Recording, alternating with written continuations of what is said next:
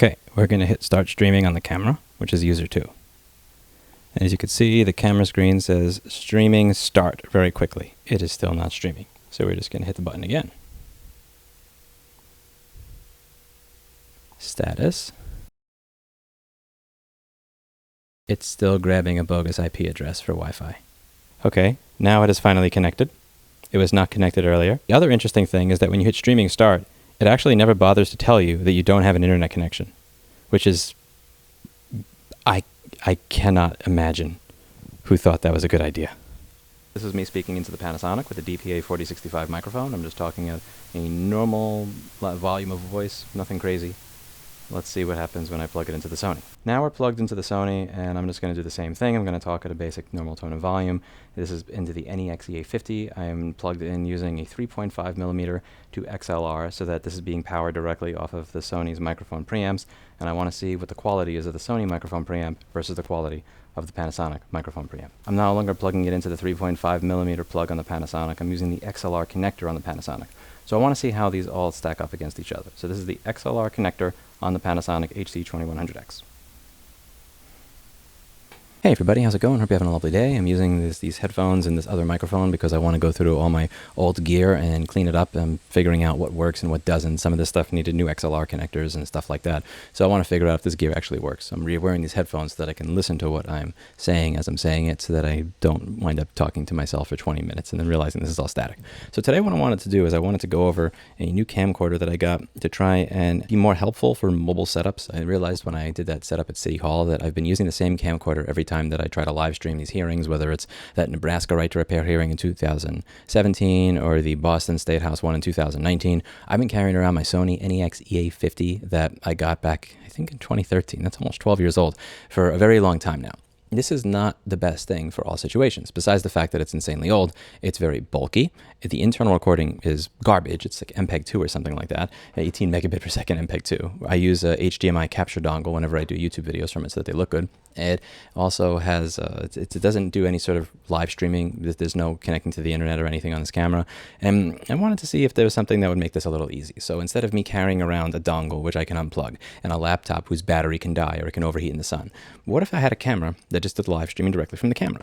Now, my past experiences with this have been very, very bad. I tried this with a GoPro back in 2019. You could see a 30-minute long video here of me trying to make a GoPro live stream. And trying to use their mobile app to do this was absolutely a nightmare. It was just horrible.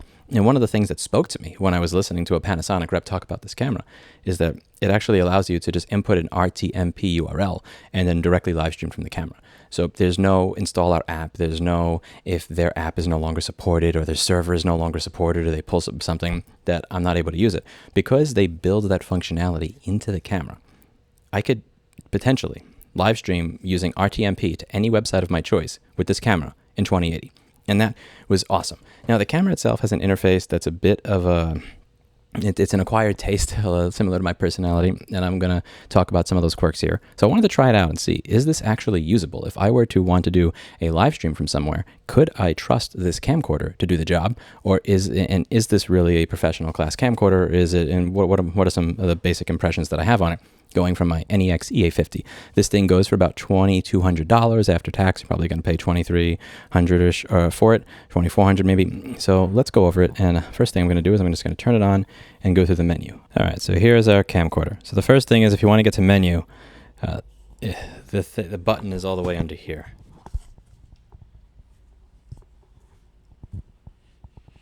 See, you got to go menu. It's really far out of the way if you're operating the camera. So after you go into menu, you go to network. Now in network, you have different options. You have device select. So I could choose USB LAN, which is if I want to use a USB-C to Ethernet adapter. I can use WLAN, which is Wi-Fi, or USB tethering if I want to use the USB tethering feature on my phone. Now I'm going to start off using WLAN. Restart system. Sure thing. Why not? I'll let you restart. In the meantime, I will go to open speed test to see what speed I'm getting on my Wi-Fi on my laptop that's sitting next to the camera. Now I'm going to do this at work instead of at home, because at work there is Spectrum Business Class Fiber that probably costs more for the internet connection alone than my actual rend. So this is what I'm getting on Wi-Fi. Let's see what the upload is. Here, this is Spectrum Business Class Fiber, not residential.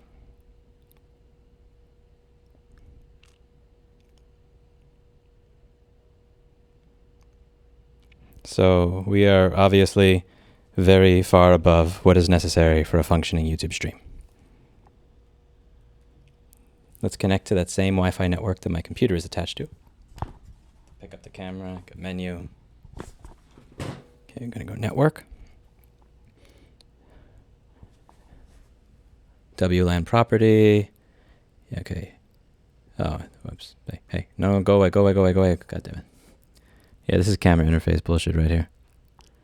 It's trying to connect to a different Wi-Fi. Here we go. So I'm going to choose RC Wi-Fi. I'm going to backspace whatever it has here.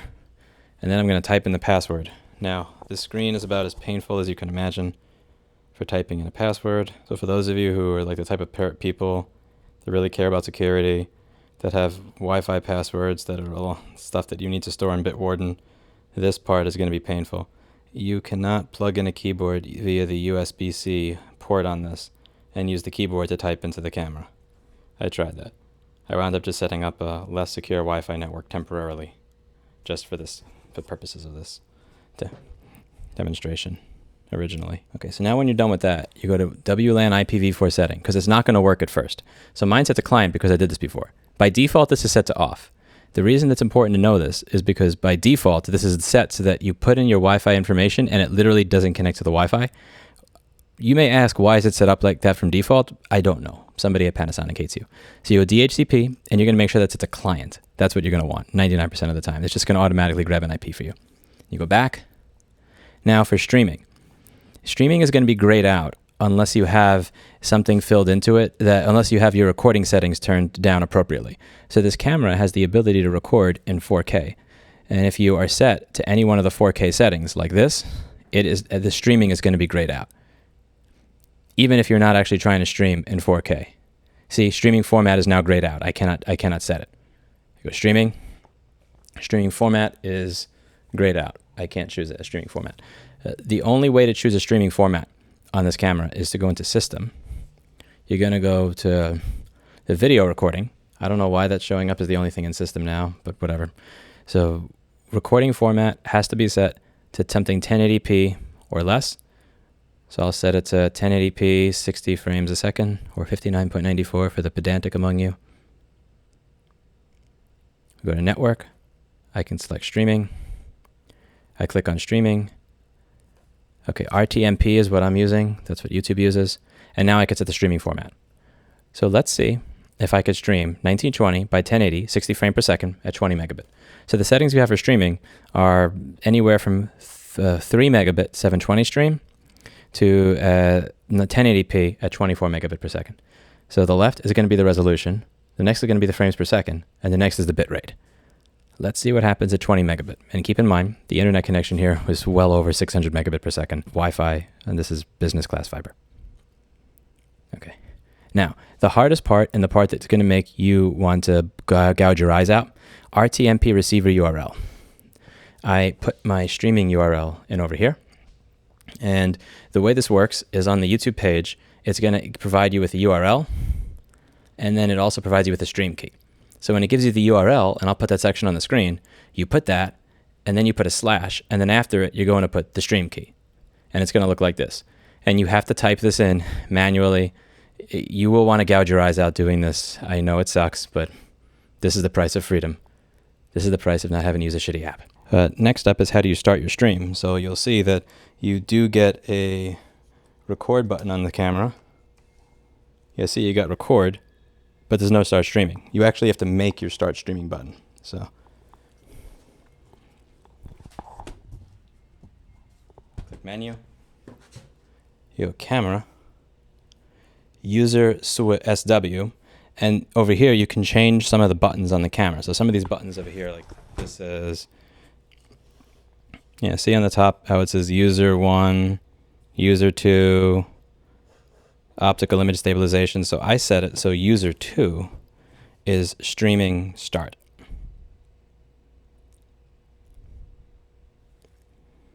Okay, and now I'm going to open the camera so that you can see my desk and my several-day-old iced tea.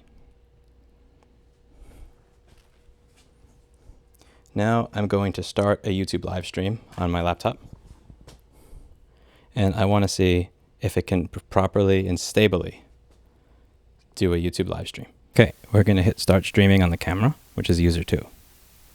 And as you can see, the camera screen says streaming start very quickly.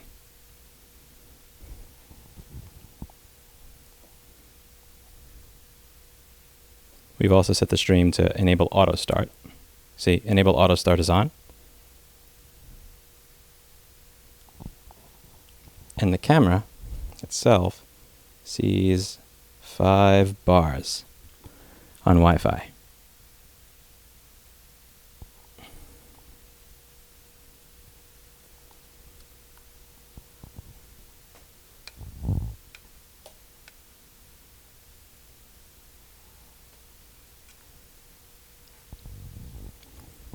Now, the first thing I've noticed with this camera when I use it is that hitting start stream is usually not enough to actually begin the stream.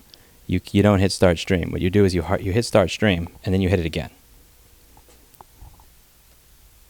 And then it'll say streaming start again. And then once you've hit the button twice, it actually starts the stream. I've been able to reproduce this both at home and at work.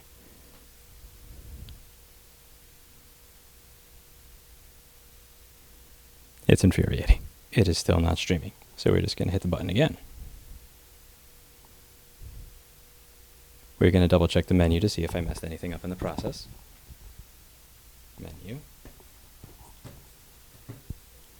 Network. Streaming. Okay. WLAN property. There. WLAN IPv4 setting is client. Information. Status. It's still grabbing a bogus IP address for Wi-Fi. Interesting. So the camera is actually grabbing a bogus IP. So we set DHCP to client. Correct. WLAN property.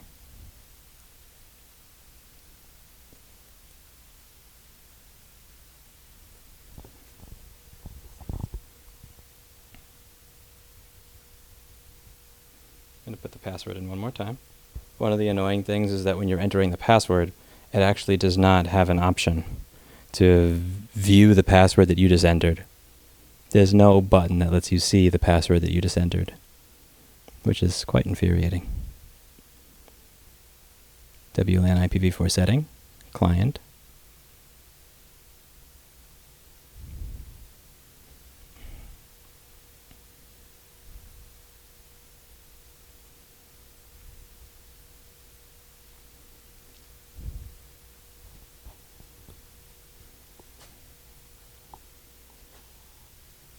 It has nothing. Okay, now it is finally connected. It was not connected earlier. It's likely that I typed in the wrong password because you can't see the password that you typed. So I'm not editing that out of the video. I'm leaving that in because not having a button to allow you to see the password is fail, especially when you're typing on Panasonic Camcorder keyboard. So let's try that again. I'm going to hit start streaming. And the other interesting thing is that when you hit streaming start, it actually never bothers to tell you that you don't have an internet connection, which is, I cannot imagine who thought that was a good idea. The reason this is important is one of the things that's going to separate professional gear from consumer gear is that professional gear is there to inform me when something is not working. So if I've hit start streaming and you're not actually streaming, there's no bandwidth, there's no internet connection because you don't even have a real IP address, that's something that I'd like to know. And having a bandwidth meter on the screen that shows me what the bandwidth is. So if I set my stream to 16 megabit per second, if it says 60 megabit per second, oh, cool, looks like we're good. If it says 0 or 1, then I'll know I should check something at this point. Something's not going the way it's supposed to. And that was completely absent in that entire demo. So it looks like this is now streaming. And I'm going to turn on audio so that people in the stream can hear what I'm saying. So internal mic, I'm going to have it turned up a little bit. So this is a Panasonic HC-2100X camcorder. It is live streaming from work where there's a business class Spectrum fiber internet connection that was giving me 600 to 800 megabit per second. Yeah, the last one that I did gave me 599 megabit per second up. The one before that gave me a little bit more. And what we're looking for here is to see if we get any buffering. That's what you're looking for. So let's see if this gives us any buffering. Any buffering. Excellent connection. Good. What does stream health say?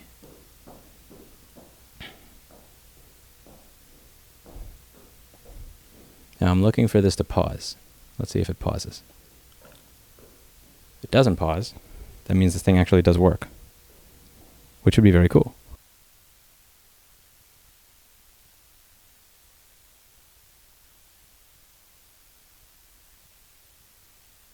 Stream health is excellent. And wow.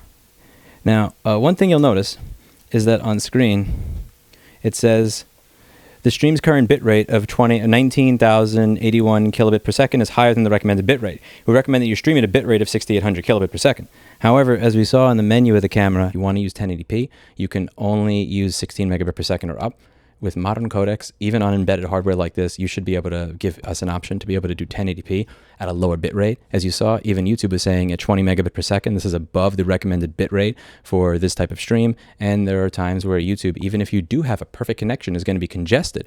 On this connection that I have at work, I've tried streaming close to 20 megabit per second before, and I've had that type of congestion simply because YouTube winds up limiting me during times where it's very busy. So it's not even a connection issue on my end. So it would be nice in future firmware updates if Panasonic were open to allowing us to do 1080p at a lower bitrate. Let me decide that I would rather use 1080p instead of 720p at 8 or 4 megabit per 6 megabit per second. Like, let me decide that. It would be nice to have some sort of little slider over there that lets me decide the bit rate rather than Panasonic. And I'm not sure how difficult that would be to put in there. But as you can see, this is quite stable if you have a good internet connection. And you also have the option to use a USB-C to Ethernet dongle with it, which is nice. The fail here is just the interface. Again, like I put in the wrong Wi-Fi password. I can't view the Wi-Fi password by clicking an eyeball, and the streaming start button is too stupid to notice that it doesn't have an internet connection. You should know that you don't have an internet connection when I'm trying to stream with you. And but you know, it is what it is. Okay, so I have to do a meeting, and then we move on to the rest of this later. Firstly, again, before I get into any of the downsides, just thank you to the engineer at Panasonic who decided to put together the camera this way. You have my massive appreciation, and hopefully the appreciation of people in my audience that are looking for something similar to this as well. When I was looking into buying Sony cameras, I was very close to buying some, I think, HC-X2100, a Sony camcorder that had live streaming. It was almost $4,000. I had a bunch of other Sony accessories in my cart. I was going to spend almost $5,000 on Sony stuff. The reason I bought this is because one of your spokespeople said that we specifically put this together so that the live streaming, everything that you need is inside the camera. It is not an app. It is not a server. It is not something else that we can turn off or take away from you. And that spoke to me. That was awesome. And when I saw that Sony decided to take away the ability to use your phone as a viewfinder for your camera, which was one of their advertised features on a $2,000 phone, that immediately told me, wow, this is something I need to care about in the camera market, and this is a reason that I need to buy from somebody but Sony. So I know that it was likely more difficult to make the argument to do this on camera because the camera interface is not nearly as easy as a pretty app, but because they decided to put it in the camera, even if it's not as easy, it means it can never be taken away from you. And Panasonic engineers value you enough to actually do that while putting together the product, which is awesome. The downsides of it, as I said, I connected to my Wi-Fi. I don't know if I put in the right password or not because firstly, it doesn't tell me connection successful or not in an easy to tell way. When I checked in it has really silly defaults. Like, you couldn't see that because I had already set this up once, but it literally defaults to DHCP, not set to clients. It's just set to off. Like, have you ever had a device in your life where you connect to a wireless network and it doesn't automatically get an IP? That's insane. Like, usually it's defaulted to DHCP, which is when I connect to this Wi-Fi network, give me an IP address so I can actually use the internet. And then you manually set it to static later if you want a static IP. That's just like that. And I get it. And that's how I can tell that an engineer did this without the consultation of people in user interface, because somebody there would have said, like, what the fuck, are you serious? I have to manually tell it to use DHCP to get an IP. Come on, that's something that's going to frustrate people that I don't think has to. Setting that to default to DHCP client would be awesome. Next up, when it comes to the Wi-Fi password, can you make it, I don't know if I missed the option where I can see the password that I wrote If I missed it, can you make it more obvious? And if it's not there, would you mind putting it there? Because that keyboard is not exactly the easiest thing to type on. I know that you can't put a beautiful smartphone keyboard and screen onto the viewfinder of this camera for many different reasons, but like, it would be nice. It would be helpful. And also, when I hit start streaming, if I'm not connected to the internet, would you mind telling me? Like, this would be very, very useful. Because when I hit start streaming, I thought it was streaming, but I actually was not connected to the internet, which I thought was really weird because I had typed in the password that I thought was right. I saw the little bars on the Wi-Fi hotspot, so I didn't understand that I wasn't connected. So I just retyped in my Wi-Fi password, connected, and then it was connected. I need to be able to know if I'm streaming or not when I click that button. Thirdly, when it comes to setting up your own streams, if you are streaming and you don't have business class fiber where you're streaming this, if you're deciding to connect it to your phone, you're going to want to use a much lower bit rate. So when I'm walking around with my phone, even if my phone tells me I have 12 or 15 or 18 megabit per second up, I always set this thing to 3 megabit per second in 720p. And my findings, even if I have a good speed when I start, your hotspot is going to get slower as you use your phone. Your phone gets warmer when you use it as a hotspot. Your phone is right next to your screen, which makes heat. The phone's motherboard is also right next to the battery that makes heat. The hotspot takes more power and it also warms up. Because it takes more power, the battery is going to get warm. When the battery gets warm, it's now going to make the hotspot get warmer, and they're both going to work together to a point that they degrade each other's performance, and eventually something's going to throttle and your wireless is going to go to shit. How many people here have had their phone turn off while they were using hotspot and using it heavily?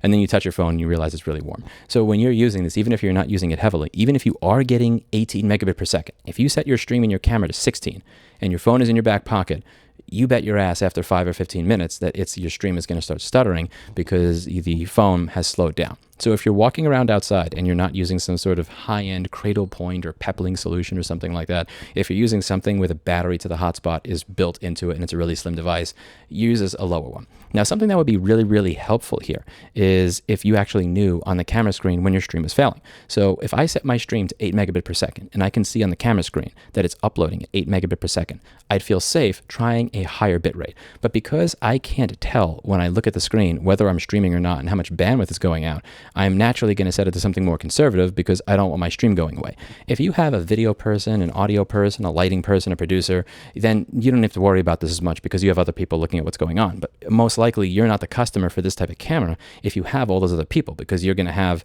a camera person that has a giant ass camera, an audio person that has a giant ass audio setup and everything else. The whole point of getting a camera like this is that it's all built into one, and it's very compact to make it easy for one person to be able to do a lot of this work themselves. And if you're that person that wants to do a lot of that work themselves, then you're likely not going to have all these people to alert you when something goes wrong, which is why it would be nice to have that on screen. I would like to have something even basic, some bandwidth meter, even if you just have something like nload that's running on the screen, a little Linux command that shows you how much bandwidth it's using. So if I set my stream to 8 megabit per second and I see it streaming 8 megabit per second, I'm good. If I set it to 8 megabit per second and I see that it's uploading 2 or 4 or 6 megabit per second, I know that maybe I should stop what I'm doing and try to figure out what's going on so that my live stream actually continues to work. I can look and go, oh, okay, the person that's holding the Wi-Fi hotspot stopped following me. Or, oh, look, my phone is getting really hot. Maybe I should put it out of the sun. Something like that. In my opinion, at this price point, and because this is starting to get more into the professional range, I think it is unacceptable to not have that type of information on the screen.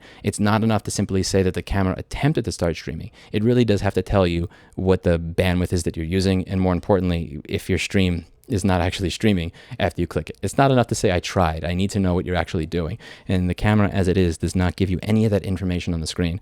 I'm not sure how difficult that would be to do in a firmware update, and I honestly don't know if more than 20 people bought this because this is a camcorder format and nobody uses this shit anymore. I like that you're able to do that type of stuff with this because, like, you know, with a phone, you can live stream from a phone, and with a DJI mic and other USB-C stuff, you can plug other interfaces into the phone, but it's just not the same. You can't record on the phone at the same time that you're live streaming. It's not as full a solution as this. And if you want to have the live stream go for several hours, then you would need to have some sort of dongle so that it charges.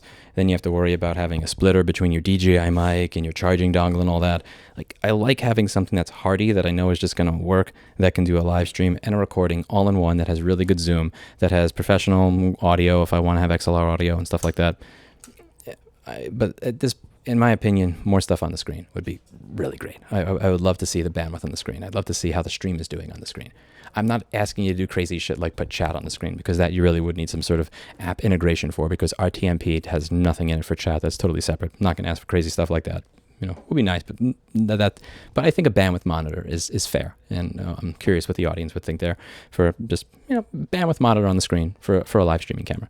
Next up, I wanted to go over audio, and I wanted to just go over some of the things that I don't think you're going to find in other reviews online that go over this product. One of the first things that I noticed when I was using it for audio monitoring is that there's a delay. So on the Sony NEX-EA50 that I'm recording this video on, there's a headphone jack on the camera, and I can use that headphone jack to listen to whatever's coming out of the two XLR inputs. So if I plug two microphones into it, or a wireless mic, and I don't know, somebody's guitar or whatever the hell else into my Sony camcorder, I can then monitor that to hear exactly what it is that it's broadcasting and recording in my headphones. And there's 3 settings for that. The 3 settings are channel 1, channel 2, and stereo mix. So when I set it to channel 1, it'll listen to the first input, both of my headphones. Channel 2, it'll play whatever's in the second input in both of my headphones.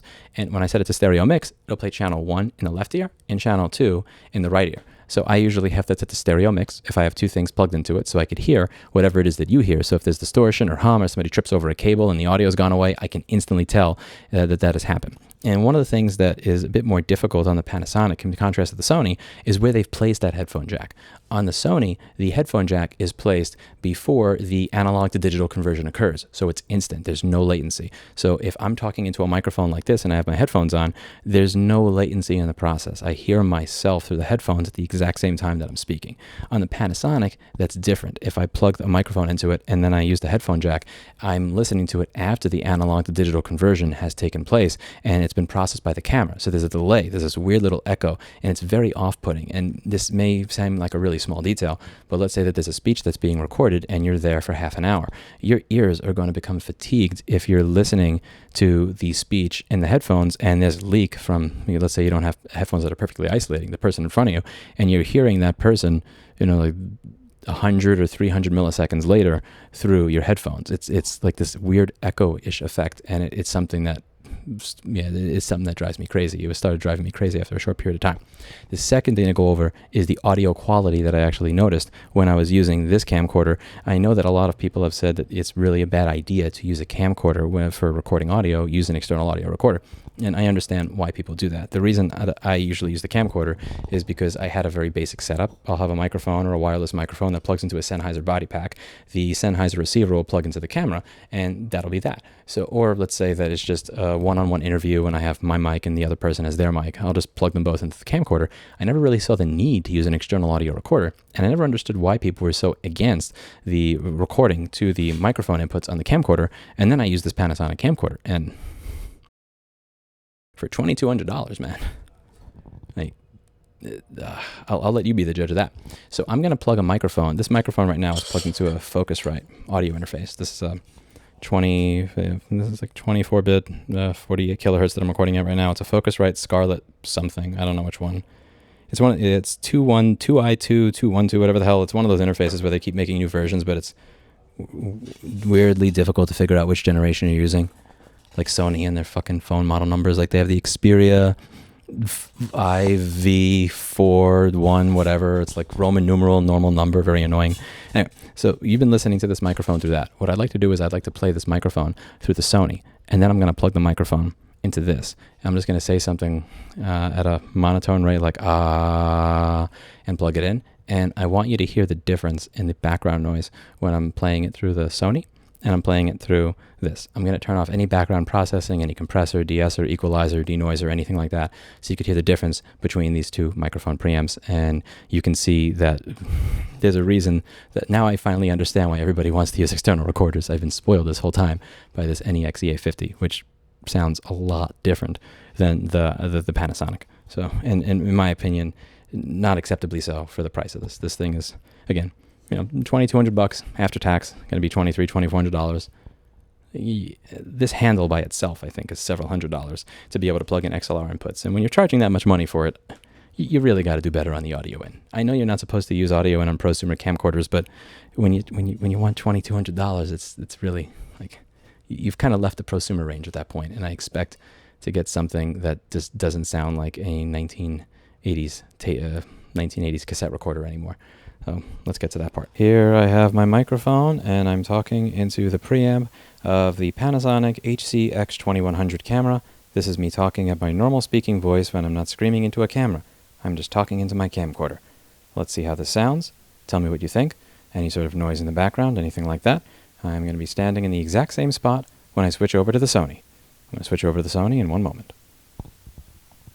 Alright, this is me talking into the Sony NEX-EA50's preamp using the same microphone and about the same volume. I'm using a meter that I have on my phone just so that I can make sure that I'm talking around the exact same volume when I'm talking here that I am into the Panasonic. And then I'm going to level match these two, and you tell me if you can hear a difference in the amount of hiss in the background. I'm just going to go back to the Panasonic for a moment, and we're going to have the same type of conversation that I'm having right now with the Panasonic. So this is the Sony NEX-EA50, and now we're going to be switching back to the Panasonic. And we're back into the Panasonic. I'll have this level adjusted so that the levels on both are the same.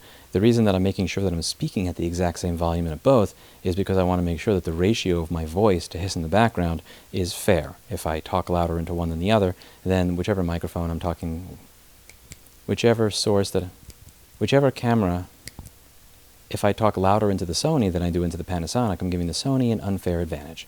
Let me know what you think of these two, and tell me if you hear the same thing that I hear, which is that the Sony is much quieter. Granted, you still hear stuff like my laptop fan in the background and the general hum of the room, but the noise floor of the Panasonic to me just seems much higher than the Sony, which, again, given that it's 12 years newer, actually I think this thing came out 13 years later. This is 2025. The Sony came out, I think, in 2012, and it's still in a similar price range of that $2,200 to $3,000. Just, yeah, I don't accept having an audio recorder in it that is as bad as what I would expect out of a $50 consumer cassette recorder in the 80s. I think that's unacceptable. But let me know if you think I'm overreacting in the comments down below. This is me speaking into the Panasonic with a DPA 4065 microphone. I'm just talking at a normal volume of voice, nothing crazy. Let's see what happens when I plug it into the Sony. Now we're plugged into the Sony, and I'm just going to do the same thing. I'm going to talk at a basic normal tone of volume. This is into the NEX-EA50. I am plugged in using a 3.5mm to XLR so that this is being powered directly off of the Sony's microphone preamps, and I want to see what the quality is of the Sony microphone preamp versus the quality of the Panasonic microphone preamp. I'm no longer plugging it into the 3.5mm plug on the Panasonic. I'm using the XLR connector on the Panasonic.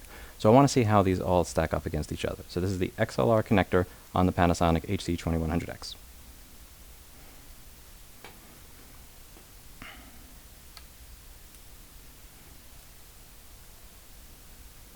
Something to keep in mind that the Panasonic is actually a 24-bit recorder, whereas the Sony is only 16-bit when it comes to audio. So that's what Panasonic is doing with 24-bit, and that's what Sony did with 16-bit.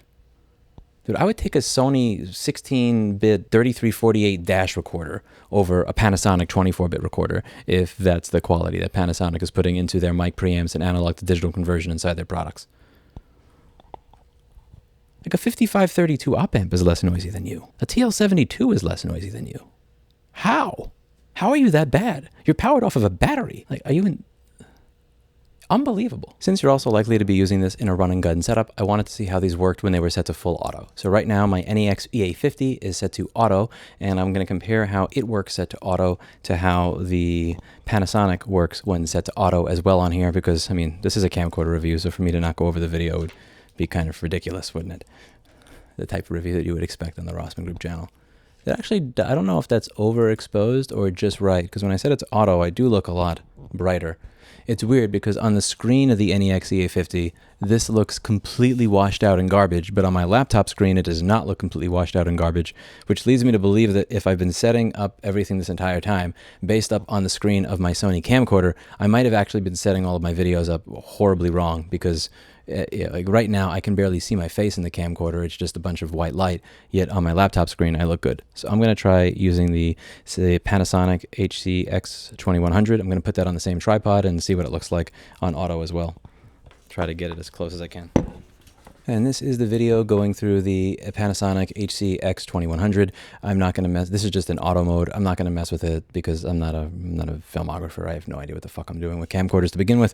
So yeah, this is how it looks like in auto on each camera, to each their own. I imagine the average person that's getting a run and gun camcorder is buying it because of the whole run and gun aspect of it being portable. So you're probably not going to fuck a lot with a lot of the other options on it. And if you are, you should probably be watching a channel from, or a review from a channel that actually does camera reviews rather than somebody who's a washed up MacBook motherboard repairman.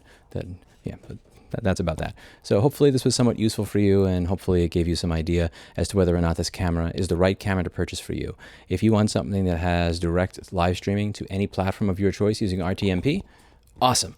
If you want some, but come into this realizing that this, in my opinion, is a prosumer camera in the range of the Sony AX43 or something like that, or some of Panasonic's older offerings that competed with it, that has maybe a little bit more zoom and live streaming capability built into it, and this XLR shenanigan thing on the top of it. If you buy this thing expecting to get a lot of professional features and functionality out of it, you might be disappointed. If you come to it saying this is like an AX43 that costs a lot more money, that has live streaming built in, then you'll probably be happy with it. Another thing to note about the audio setup is that unlike the Sony that has dedicated buttons for switching what you're listening to when you're listening to the mic input with your headphones plugged in, and dedicated volume buttons, you don't have that on this camera. If you want to change the audio volume that you're using to monitor the microphones that you plugged into it through your headphones, you have to click on this thing down here. You have to scroll until you get to where it says audio mon. You then click it again, and then you can use the dial to go up and down on audio volume. And when you see the amount of real estate that's available in this camera, the fact that they did not put a volume up and down button that's dedicated on it is just like that really does solidify this as a prosumer camera that's more in that $400 to $800 range than a $2,200 professional camera. And at $2,200, and with the amount of space that you're kind of adding to this already, because you have the handle and everything, I don't see why you couldn't put a dedicated volume button. That was really disappointing for me to see that there, because it's just much more difficult to get to when you have to scroll through it and you have to look on this screen, especially if you're in the sunlight, to find it. It's very nah. And also, if you want to be able to switch between listening to channel 1 in both your headphones, channel 2 in both your headphones, or channel 1 here and channel 1 there, you then have to go further deep into the menu, several layers through, to do that. Whereas on a more professional camcorder like this 12-year-old HC-A50, that button is literally right there for you to click, and it's very easily accessible. And I like having tactile buttons, especially when you have as much on here as you do. Ultimately, I'm going to be returning the Panasonic, and there's a number of reasons. The first one is that ultimately this is a consumer level product that has been priced and packaged into a professional looking package, sold for $2,200 plus tax, which for me is just too much. No. Whether we're talking about the lack of notifications when live streaming is not working, it doesn't even tell me when it's not on the internet when I hit start streaming, or the fact that the audio has a half a second delay when I'm listening through headphones, so that I get dizzy if I'm interviewing somebody and using the camera, or the fact that the audio sounds as bad as it does at $2,200. It's just unacceptable to me. There's a camera that I bought from Panasonic a while back for $300-something on eBay, an HC-V800, and the audio on it was about as bad as this, and I accepted it because it was a $300 camera. Like, who am I to complain? But on this, I mean, you guys sell this handle for several $100s by itself. A TH-AT1512 preamp that somebody did as their first soldering project on a PCB that they didn't even put in a box with a noisy ground is going to have less noise than a $2,200 product from one of the premier electronics manufacturers in Japan. I mean, this is weird. The fact that it doesn't give you a notification when you hit the start streaming button when it's not attached to the internet. I mean, again, as a professional level product, I really do need to have some feedback there so that I understand if the things in my system are actually working. I'm okay with them breaking, but you have to let me know. The fact that I don't have any sort of bandwidth meter, I can hit start streaming and it doesn't connect. The fact that by default, it doesn't even have DHCP set to connect to something, like I connect to Wi-Fi and you literally have to set DHCP manually. It just shows me that while I appreciate the ownership idea that went into it, not a lot of care went into. Like, nobody tested this. Nobody gave. I'm gonna get like fucked up in the comments for this, but like nobody gave this to my girlfriend and said, "Cool, try this thing and tell me what you think." Like one person doing that, and that shit would have been done. So it just strikes me as this is a product that was released so that you could say you have it without it actually having a specific audience of somebody who would use it, because the average prosumer person who just wants to run around and live stream for their friends does not care about RTMP inside their camera, and the type of person who actually does want all that stuff is going to want to fucking know if they hit start streaming and there's no internet in their camera. Like, they're going to want audio that doesn't have a 20 decibel signal to noise ratio. And they're going to want things like when they plug in their headphones to monitor out of the camera that there's not a quarter of a second delay. I don't really know who the audience is for this camera. And it really just brings me back to the sad reality that as much as I like the camcorder format, this shit is dead as a dodo. They're useful to me. For these types of functions, for showing up to legislative hearings, interviewing people in the hallway, stuff that I used to do on the channel back in the day. And I would like to have one that's more up-to-date with live streaming features and functionality. But I am paying $2,200 for somebody's half-done experiment. And that's kind of what I feel this camera is. Let me know what you think in the comments down below. That's it for today. And as always, I hope you learned something. I'm sure I'll be roasted by many filmographers and people who are infinitely more interested in all the other crap, like, I don't know, the ND filters, the gain, shutter. I don't even know what yeah, all this other crap on the camera that I'm actually supposed to care about rather than the stuff that I do care about. See you in the next one. Bye now.